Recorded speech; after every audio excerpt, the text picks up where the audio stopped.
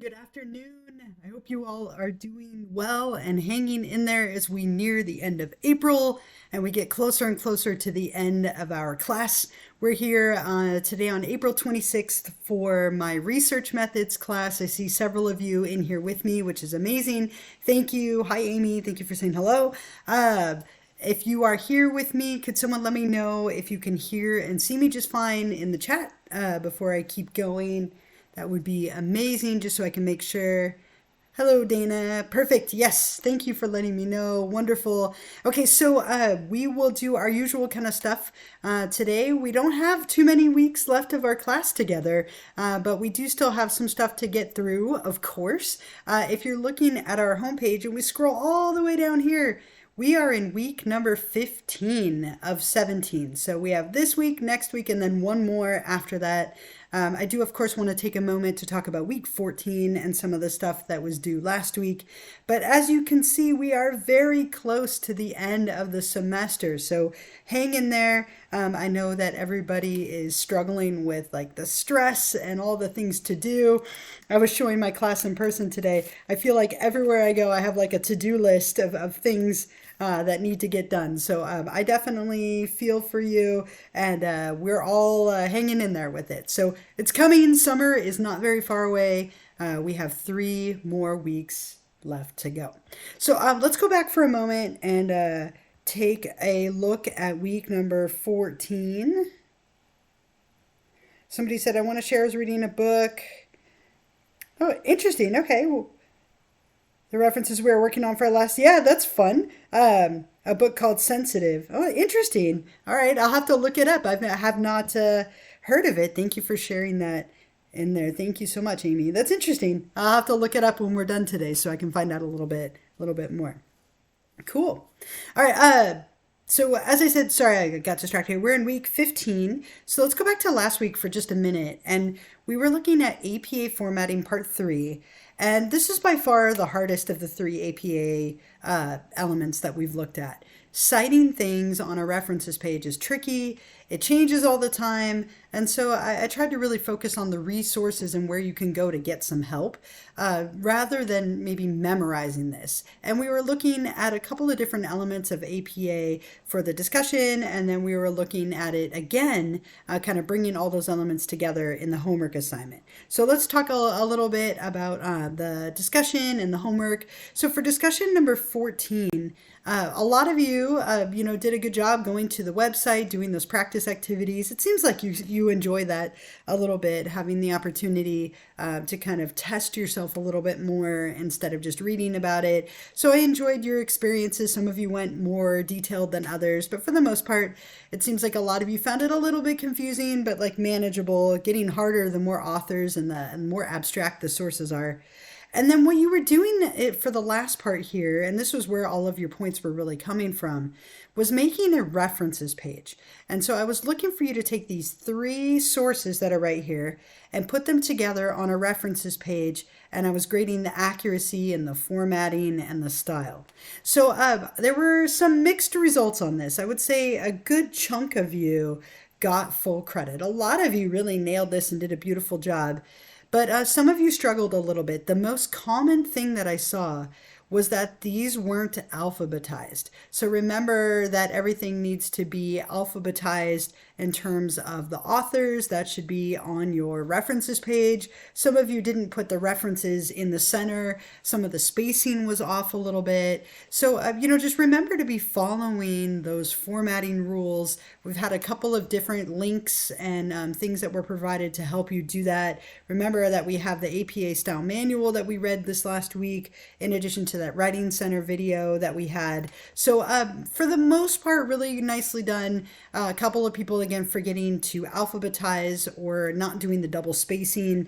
There's a lot of little nitpicky things with APA. I know it's a pain. Trust me, I wrote a 130-page thesis in APA style. So I really do understand how much fun it can be to use that. Yeah, it took me a while. And as part of a master's program or PhD, you will definitely do something similar. So breaking it up into pieces. And then halfway through my paper, they changed editions of APA style, and I had to go back and change stuff. It was a mess. So thankfully, this was nice and short, and most of you, as I said, did a good job. So the other thing that you had last week that I just want to touch on was homework assignment number 4. And with this assignment, remember you were taking that unformatted paper and you were formatting it. So what I was looking to see is that can you take something that is lacking any formatting and make it fit into APA style? And a lot of you, so many of you, did an absolutely beautiful job. And it made me very proud and happy to see. By far, the number one mistake people made was not having the abstract be its own unique page. So remember that when we're looking at APA style, that abstract is its own page. I know it feels like a waste, but some of you, that might have been why you struggled a little bit to get to like 10 to 12 pages. But for the most part, I was really proud. I would say the abstract being on the same page as the introduction. A couple of you messed up a little bit on the headings. The headings can also be a little bit tricky. So the headings and then the abstract were by far the two most common mistakes. Otherwise, I was really impressed. Most of you did a beautiful job correcting the yellow highlighted references.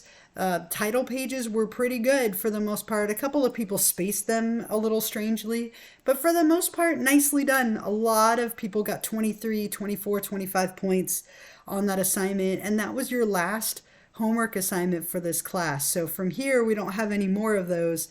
So hopefully you were feeling good about that. It was just a way for you to get some practice formatting things in APA style. A lot of you did the extra credit as well. It's making me happy to see how many of you are doing that. Again, it's 2 points every week, so that's definitely going to add up. And this week, we have week 15, 16, and 17 left. And I want to point something out. As of this Monday, I opened up the rest of the class. So far this semester, we've been going week by week by week. You could only do 1 week of materials at a time.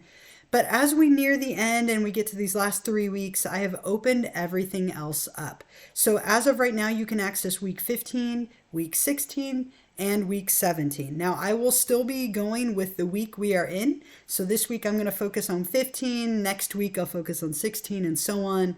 But if you know that you have a lot of finals coming up, I wanted to give you a little more flexibility so that you could work ahead if you have extra pockets of time. Again, I know this is a stressful time of the semester. So we have a little bit of time still. Our class officially ends on May 15th, or 14th, I'm so sorry. May 14th, Sunday the 14th.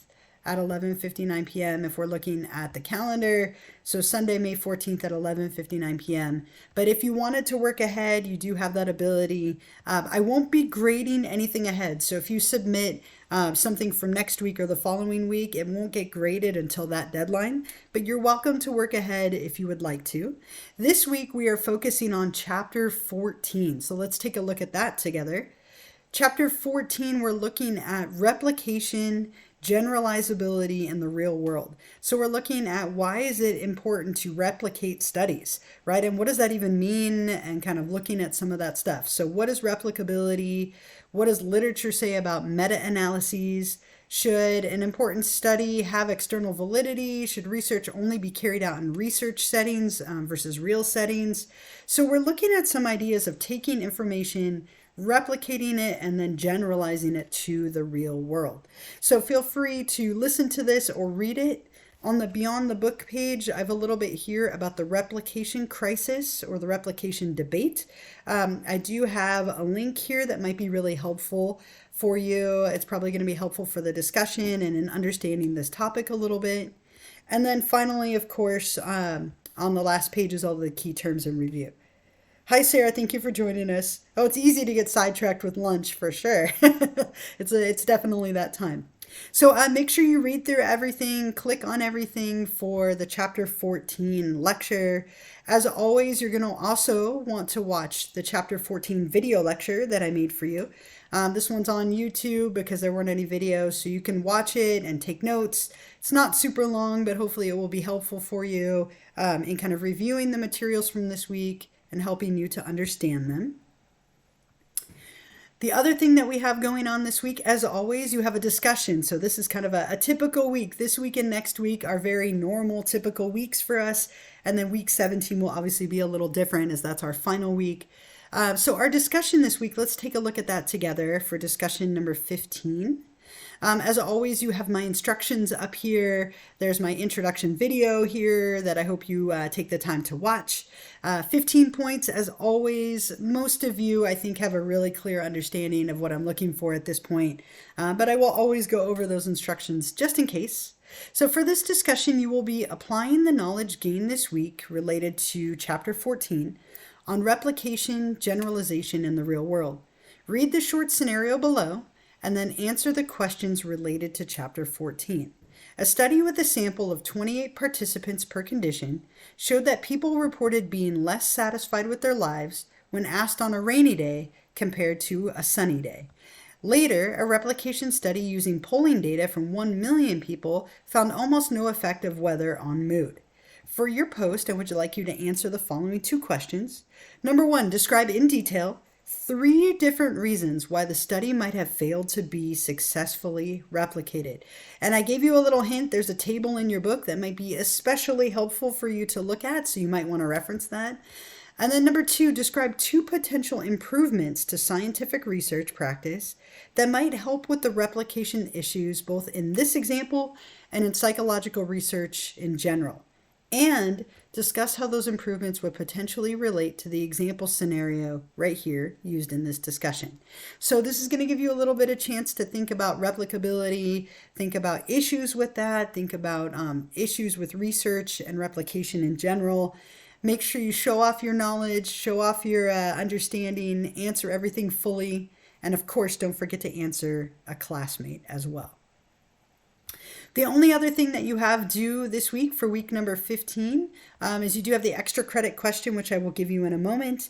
I will, of course, post the recording of this later on so that you can access it. I do have a couple of quick reminders for you. If you have any questions for me, this would be a wonderful time to ask. But let me give you some reminders while I'm waiting to see if you have any questions. As usual, please take a moment to check your subscription status. Almost every single one of you has fallen off. I think I literally have 5 of you who are still subscribed. So I'm having to look you all up. Remember, if you're watching this later, you have to be subscribed in order to get credit. So if you could just take a moment today or tomorrow to double check that, I would appreciate it. We still have a few weeks left. So if you can renew that one more time, that would get you through the end of the semester. The last thing to remind you, and I'll put this here in the chat, our next Twitch live stream will be on Wednesday, May 3rd at 12:30 p.m. Okay, so I'm putting that in the chat here. So our next live stream for week number 16, I cannot even believe that, will be next Wednesday, May 3rd at 12:30 like usual. So we are, as I said, are definitely getting down to it. Let me give you the Twitch extra credit question so that if you would like to do that, you can. So I'm going to post this here in the chat and show you where to answer it. So this is the week number 15 Twitch extra credit. And the question for you is, what is the replication crisis? Describe. So I'd like you to tell me, what is the replication crisis, and describe it. This should help you with the discussion and really kind of the core topic for this week of that chapter. And when you're ready to do that, you can go back to Canvas. And since we're in week 15, you'll click on optional Twitch extra credit number 15 right here. Up at the top, you'll click on Start Assignment. And then in that little text box that comes up, you can type your response. Okay, and then go ahead and hit Submit when you're done. You get the confetti burst as usual. And are those moons? Confetti and moons today. But this is due by this Sunday night at 11:59 p.m. So April 30th at 11:59 p.m. Even though I have opened up the last 3 weeks, please do make sure you pay attention to weekly deadlines. Everything from this week is due by this Sunday night. And then next week, we'll talk about week number 16. So even if you do work ahead, make sure you kind of stay on target with where we are at. Thank you so much to all of you who have been here with me today. I really appreciate, as I said, appreciate your company. I hope that you're all hanging in there as we get into this like very stressful time of the semester. Take advantage of the fact that I opened up those materials. If you find you have extra time and want to work ahead, you definitely have the ability to do that. Or you can just stick with our normal schedule week by week. That's obviously completely fine as well. So hang in there. Enjoy I say sarcastically, the beautiful weather this weekend. I'm not looking forward to like 90-degree weather this weekend. That sounds awful. We are definitely getting closer to summer. But enjoy the week. Have a wonderful weekend. I will hang out for a little while if any of you do have any questions for me. There's still a good number of you in here with me. But have a wonderful week. I'm going to minimize this so I'm not staring at myself. But I will hang out for a little while if you want to ask anything you're confused about or need more information about. Otherwise, thank you as well. And again, don't forget to check that subscription status if you have a minute. That would be really helpful just so I don't have to look each one of you up. So I appreciate that so much. Thank you. Yeah, see you next week. I can't believe we only have a couple more of these and then we're done. So yeah, see you on Wednesday next week.